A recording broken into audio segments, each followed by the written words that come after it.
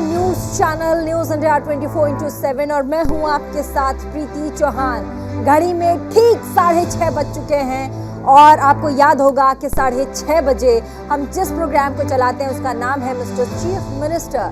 Mister chief minister यानी कि आपके मुख्यमंत्री, जिनका सीधा सरोकार आपसे है, आपके पसंद से हैं, आपकी चीज़ों से हैं, आपकी तमाम समस्याओं से हैं। और ऐसे में हम चाहते हैं कि आप अपने मुख्यमंत्री को खुद हमारे चैनल पे देखें। और हम इस शो का आगाज कर चुके हैं और ऐसे में आपको सीधा आपके प्रदेश के मुख्यमंत्री से हम यहाँ इस प्रोग्राम में जोड़ेंगे, जिसमें आपको पता लगेगा कि आपके राज्य के मुख्यमंत्री क्या कुछ कर रहे हैं, दिन भर उन्होंने किन कार्यक्रमों में हिस्सा लिया, आपके प्रदेश को क्या सौगातें मिली हैं। तो आज के इस शो में हम बात करेंगे मुख्यमंत्री जो कि यूपी के हैं, दमदार हैं, मुख्यमंत्री योगी आदित्यनाथ की। उन्होंने आज एक कार्यक्रम में शिरकत की है। गुजरात के मुख्यमंत्री भूपेंद्र पटेल की, साथ ही राजस्थान के मुख्यमंत्री अशोक गहलोत की, साथ ही साथ हरियाणा के मुख्यमंत्री मनोहर लाल खट्टर के मिशन सफारी जंगल की।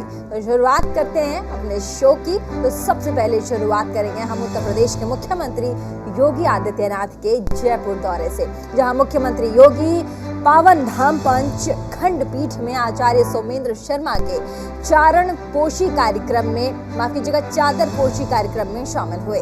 मुख्यमंत्री योगी ने सबसे पहले धर्मेंद्र महाराज की समाधि पर पुष्पांजलि अर्पित की, जिसके बाद कार्यक्रम में मुख्यमंत्री योगी ने कहा कि मैं श्री पंच खंडपीठ का परंपरा के प्रति सम्मान जाहिर करने के लिए यहाँ आया हूँ। आपको यहाँ बताते चलें कि ये कार्यक्रम श्री पंचकुंड पीठाधीश्वर आचार्य स्वामी धर्मेंद्र महाराज के निधन के बाद उनके उत्तराधिकारी बेटे सोमेंद्र शर्मा के चादर पोशी पर था।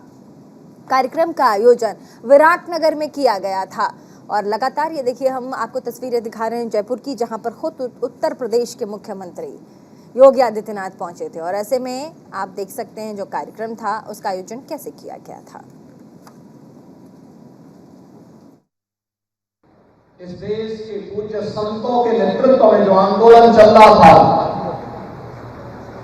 उसमें भी इस पीठ की भूमिका थी। पूज्य स्वामी महात्मा रामचंद्र वीर जी महाराज और पूज्य स्वामी आचार्य धर्मेंद्र जी महाराज उस आंदोलन में कूद पड़े थे। आजादी के उपरांत जब इस देश पर युद्ध थोपे गए, जब भी थोपे गए, देश के हित में कौन सा एक नागरिक के रूप में हमारा क्या दायित्व होना चाहिए, उस दायित्व का निर्वहन करने के लिए भी जन जागरूकता का जो अभियान पूज्य संतों के नेतृत्व में चल रहे थे, उस आंदोलन में भी श्रीमद पंचखंड पीठ बढ़ चढ़ करके भाग ले रही थी। 1966 का गोरक्षा आंदोलन कौन नहीं जानता है। उस आंदोलन में बढ़ चढ़ करके भाग लेने वाली यही परंपरा है। और तब गौशाला के नाम पर एक कृति भी स्वामी आचार्य धर्मेंद्र जी महाराज ने दी थी। गौशाला आज भी हम सबको न केवल साहित्यिक दृष्टि से बल्कि भारत की सनातन धर्म की गोरक्षा की परंपरा के साथ हम सबको जोड़ती है। श्री राम जन्मभूमि आंदोलन 1949 से यह आंदोलन प्रारंभ होता है। 1983 में श्री राम जन्मभूमि मुक्ति यज्ञ समिति का गठन होने के साथ यह आंदोलन आगे बढ़ता है। पूरे देश के अंदर इस आंदोलन को विश्व हिंदू परिषद के नेतृत्व में पूज्य संतों ने जो धार की थी, बहुत सारे लोग बोलते हैं परिणाम कुछ नहीं आने वाला है, लेकिन हम तो भगवान श्री कृष्ण के कर्मण्य वाधिकारस्ते मां फलेषु कदाचन के इस भाव में विश्वास करते हैं, इस उपदेश पर विश्वास करते हैं।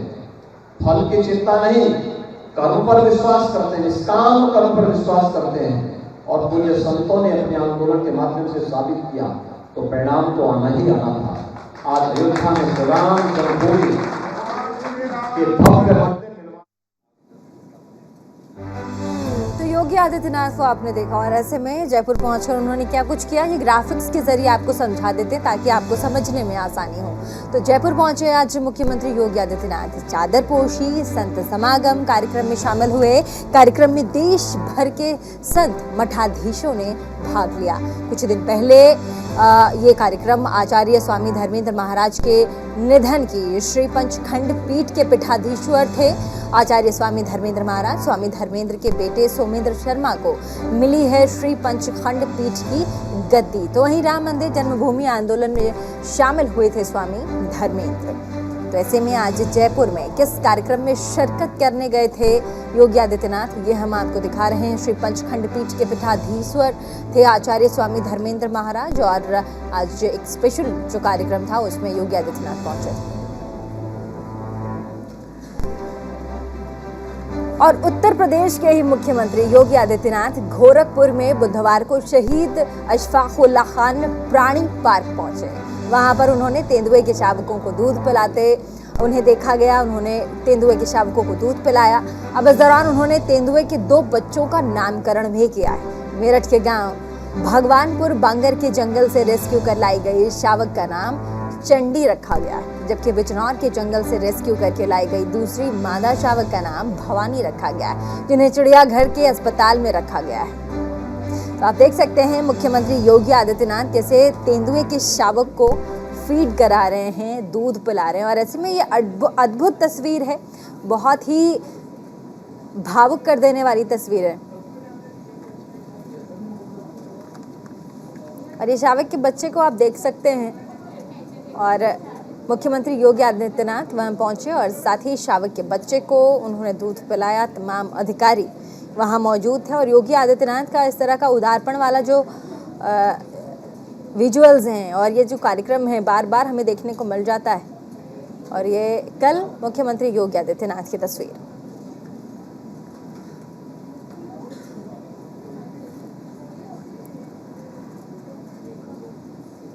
और अब उत्तर प्रदेश से सीधा रुख कर लेते हैं गुजरात की, जहां पर विधानसभा चुनाव होने वाले हैं। और ऐसे में गुजरात में क्या कुछ हो रहा है ये आपको बता देना बहुत ज़रूरी हो जाता है। तो गुजरात सरकार ने गति शक्ति पोर्टल को लॉन्च कर दिया है।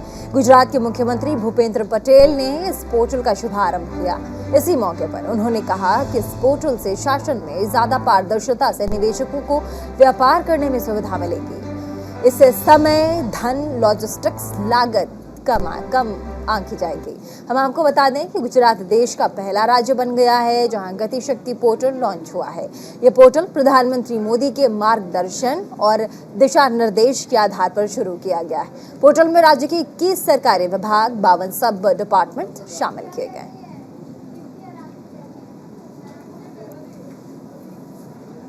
गुजरात सरकार वती आप सौने हार्दिक शुभेच्छाओं અને આજના કાર્યક્રમમાં હાજર રહેલ પ્રતિષ્ઠિત મહેમાનોને આજે સંબોધન કરવાનું અને એ સંબોધન જ્યારે ગતિશક્તિ ઉપર હોય ત્યારે એ સંબોધન માટે હું આજે ગૌરવની લાગણી અનુભવું છું। સર્વગ્રાહી વિકાસ પ્રત્યે આપણા માનનીય વડાપ્રધાનશ્રીનો અભિગમ જોતા એ વાત નિશંકપણે સાબિત થઈ છે કે કેન્દ્ર સરકાર સાથે રાજ્ય સરકારની મજબૂત ભાગીદારી આ દેશના વિકાસ માટે જરૂરી છે। ગુજરાતે ભારતની વિકાસ ગાથામાં મુખ્ય ભૂમિકા ભજવી છે। પ્રગતિશીલ રાજ્યો પૈકીનું એક રાજ્ય બનીને અમે આર્થિક વિકાસ અને રાષ્ટ્ર નિર્માણમાં અગ્રેસર રહ્યા છીએ। तो मुख्यमंत्री को आप सुन रहे थे और ऐसे में गुजरात में गति शक्ति पोर्टल का आगाज कर दिया गया है, उसे लॉन्च किया गया है। और ऐसे में क्या कुछ हुआ है आपको ग्राफिक्स के जरिए हम समझा देते हैं।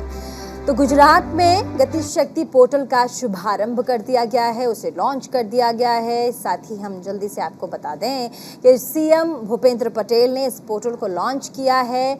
गति शक्ति पोर्टल लॉन्च करने वाला पहला राज्य गुजरात बन गया है। अब इस पोर्टल में 21 सरकारी विभाग और साथ ही 52 सब विभाग शामिल होंगे।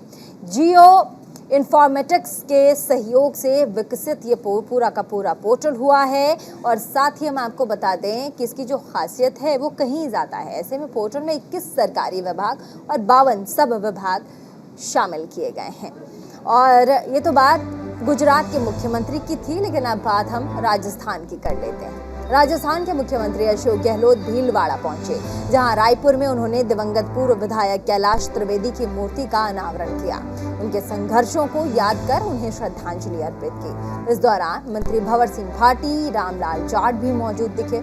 मुख्यमंत्री ने 220 के हम आपको बता दें केवी अपग्रेडेड जीएसएस का शिलान्यास भी किया। इस मौके पर मुख्यमंत्री गहलोत ने कहा कि हम चाहते हैं कि यहां सरकार फिर से आए और विकास में राजस्थान आगे बढ़े।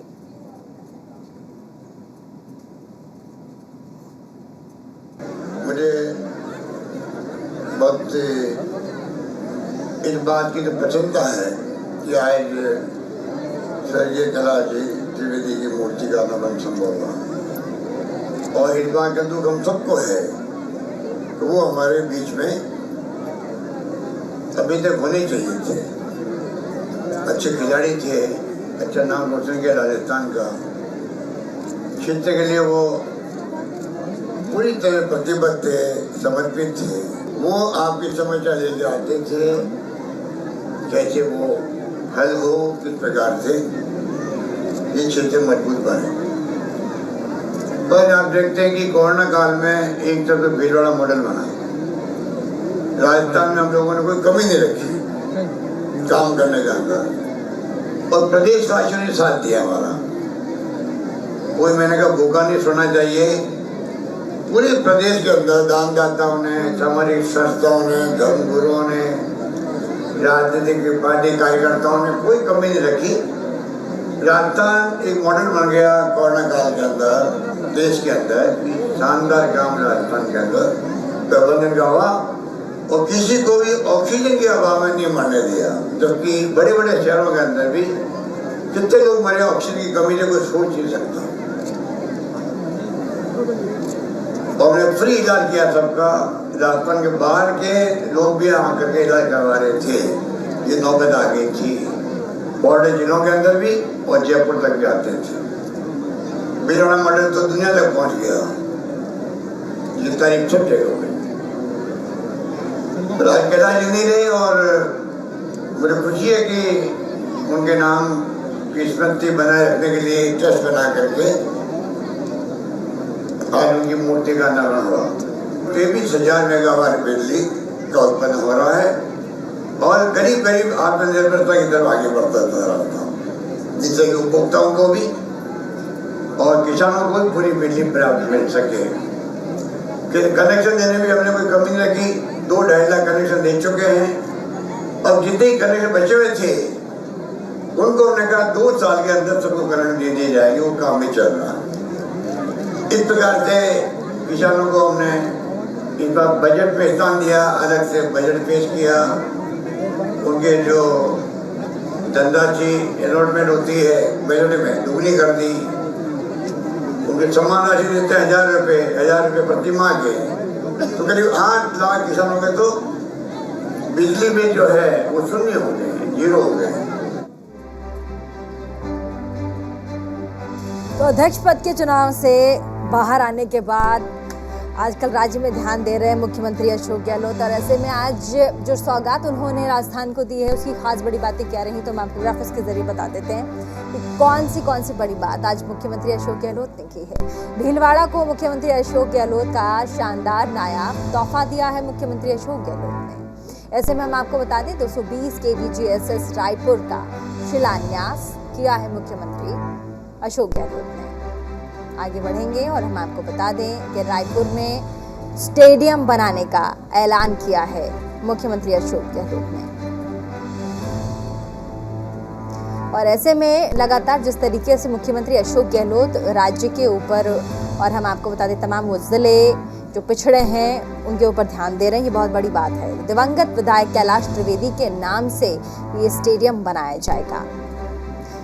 साथ ही आपने देखा अभी कुछ दिनों पहले राजधान इन्वेस्ट समिट था, वहां पर भी मुख्यमंत्री अशोक गहलोत ने जोरों शोरों से उस इन्वेस्ट समिट को उसमें शामिल हुए थे। तमाम जो बड़ी योजनाएं हैं उसमें उन्होंने हिस्सा लिया था और पूरे प्रदेश को रूबरू करवाया था। अब राजस्थान के बाद बात हरियाणा की आ जाती है। हरियाणा में जल्द ही एक जंगल सफारी का निर्माण किया जाएगा, जिसका ऐलान सूबे के मुखिया मनोहर लाल खट्टर ने किया है। मुख्यमंत्री खट्टर ने चंडीगढ़ में प्रेस कॉन्फ्रेंस करके कहा कि 10,000 एकड़ में ये जंगल सफारी बनेगी, जो कि टूरिस्ट के लिए बड़ा आकर्षण का केंद्र माना जाएगा। आपको यहाँ बताते चलें कि सीएम खट्टर ने ये फैसला दुबई से लौटने के बाद लिया है। मुख्यमंत्री खट्टर 2 बार दुबई गए थे, जहां पर उन्होंने कुछ ऐसा प्रोजेक्ट देखा, वैसा ही प्रोजेक्ट गुरुग्राम में लगाने का फैसला मुख्यमंत्री मनोहर लाल खट्टर ने किया है। मुख्यमंत्री ने बताया कि गुरुग्राम में ग्लोबल सिटी का निर्माण 10,000 से ज्यादा एकड़ की जमीन में किया जाएगा। इसी के लिए जमीन पहले एक्वायर की जा चुकी है, जिसमें इन्वेस्टमेंट के लिए 13 कंपनियां प्रदेश में आगे आई हैं। 1000 एकड़ तो गुरुग्राम जिले की है और 4000 एकड़ नूंह जिले की है। एडजॉइनिंग दोनों जिले हैं। अरावली की पहाड़ियां वो एक उपयुक्त स्थान है ऐसा फॉरेस्ट का जो एक एरिया, वो अब हमने उसको डिक्लेयर करवाया है। तो फॉरेस्ट एरिया डिक्लेरेशन के बाद वहाँ एक जंगल सफारी वो बनेगी। तो उस सफारी को बनाने के लिए कई प्रकार की जो कंसल्टेशंस हैं वो चल रही हैं और प्रत्यक्ष शारजा की एक सफारी जो लगभग 2000 एकड़ में है, उसका नाम भी काफी प्रसिद्ध सफारी है। अफ्रीका के जंतुओं को ला करके, एनिमल्स को ला करके और वो निर्माण किया गया उसका। पिछले 7 साल से उसका निर्माण हो रहा है, लेकिन अच्छी एक प्रेजेंटेशन उनकी है, तो हमने कहा उसको भी पहले देखेंगे और इंटरनेशनल लेवल के और जो कंसल्टेंट्स हैं उनसे भी कंसल्ट करेंगे, ताकि एक अच्छी लेवल की सबसे बड़ी सफारी एक प्रकार से ये होगी। तो इस प्रकार से अपने आप में इसकी कुछ विशेषताएं होंगी, लेकिन वो सारी कंसल्टेशन चल रही है। जब ये बनकर के सारा प्रारूप उसका तैयार होगा तो हमारे सामने वो आएगी।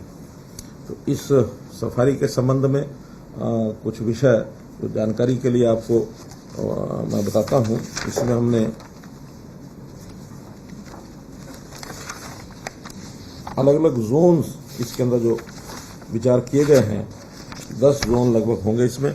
एक बड़ा हर्पेटेरियम जिसमें रेप्टाइल्स, स्नेक्स आदि का एक एरिया होगा। एवरी बर्ड पार्क जो एक एनक्लोज्ड एरिना होगा बर्ड्स के लिए, ताकि एक बड़ा क्षेत्र हर प्रकार के छोटे बड़े जो पक्षी हैं उनको वहाँ रखा जा सके और उनके लिए अंदर सारी व्यवस्थाएं भी होंगी, लेकिन वो बर्ड्स मौसम के हिसाब से वहाँ रहेंगे ताकि वहाँ पर रहने के लिए उनको एक उचित वातावरण भी मिल सके। शेर जो हैं इनके अलग अलग 4 जोन होंगे। लायन होगा, टाइगर, पैंथर, चीता भी हम कोशिश करेंगे कि एक जोन उसके लिए बनाया जा सके, क्योंकि चीता की उपलब्धि अपने आप में थोड़ा कठिन है। फिर भी जैसे अब प्रधानमंत्री जी ने मध्य प्रदेश में एक चीते ला करके और जो एक वहाँ इस प्रकार का उनकी व्यवस्था की है, ऐसी व्यवस्था हम भी विचार करेंगे कि केंद्र सरकार की सहायता से कहीं से भी हमको चीता उपलब्ध हो जाए तो उसको भी हम रखेंगे। फिर शाकाहारी जानवर जितने भी रहते हैं उसमें उसका भी एक बड़ा क्षेत्र वो बनाएंगे। पशु पक्षी जो विदेश के हैं, अपने यहाँ जिसकी प्रजातियां कम मिलती हैं, ऐसी एक अलग से उसका भी एक जोन बनेगा।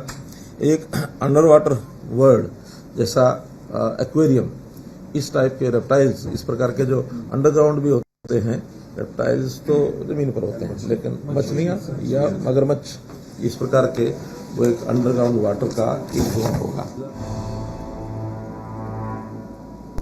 तो अब इंडिया में आपको पहला जंगल सफारी मिलने वाला है, लेकिन ये होगा कैसे, ये हम आपको ग्राफिक्स के जरिए समझाएंगे। तो मैं आपको बता दें कि जो जंगल सफारी होगा उसमें हरियाणा के मुख्यमंत्री मनोहर लाल खट्टर ने ऐलान किया है। ये उनका प्रोजेक्ट है। मनोहर लाल खट्टर का ये सपना है कि हरियाणा में जंगल सफारी इनॉग्रेट किया जाए। हरियाणा के गुरुग्राम में ये पूरा का पूरा जंगल सफारी बनाया जाएगा। गुरुग्राम में जमीन पहले ही ले ली गई है इस जंगल सफारी के लिए और साथ ही 10,000 एकड़ के दायरे में ये पूरा का पूरा जो जंगल सफारी है वो होगा। उसका लुत्फ आप उठा पाएंगे। 10,000 एकड़ बहुत बड़ी ज़मीन होती है और ऐसे में आपको बता दें गुरुग्राम की ये 6,000 एकड़ की ज़मीन होगी जो कि इस पूरे के पूरे जंगल सफारी के दायरे में आएगी। ये भी मुख्यमंत्री साहब ने बताया। 4,000 एकड़ ज़मीन फरीदाबाद से ली जाएगी, यानी कि टोटल जो आंकड़ा है उसमें से कुछ हिस्सा गुरुग्राम से, कुछ हिस्सा फरीदाबाद से एक्वायर किया जाएगा। शाहजहां के पार्क से 5 गुना बड़ा होगा ये हरियाणा का जो सफारी होगा, जंगल सफारी, ये शाहजहां पार्क से भी बड़ा होगा। सफारी पार्क में बनाए जाएंगे 10 जोन, मतलब इसे जोन वाइज भी बांटा जाएगा। इस जंगल सफारी को जोन वाइज बांटा जाएगा, इसकी संख्या 10 होगी। मांसाहारी शाकाहारी पशुओं के बनाए जाएंगे अलग अलग जोन। अब ये देखिए 10 जोन जिसमें इसको बांटा जाएगा, उसमें एक तरफ वेजिटेरियन प्रजाति वाले जो जानवर उनको रखा जाएगा, दूसरी तरफ जो मांसाहार करते हैं उनको रखा जाएगा। पानी के जीवों के लिए होगा under water aquarium. Under water aquarium की सुविधा बनाई जाएगी जहां पर पानी में रहने वाले जो जीव हैं उनको वहां पर संरक्षित किया जाएगा। सफारी में होगी पक्षियों की 180 और तितलियों की 57 प्रजातियां।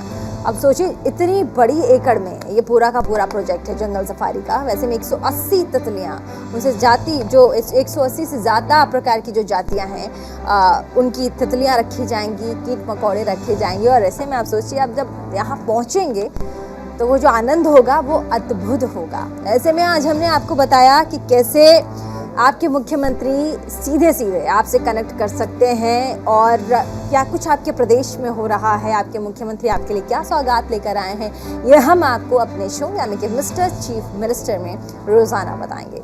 तो देखना न भूलें हमारा special show mister chief minister. रुकेंगे फिलहाल थोड़े से ब्रेक के लिए। ब्रेक के बाद भी खबरों का सिलसिला लगातार जारी है। देखना न भूलें न्यूज़ इंडिया 24/7।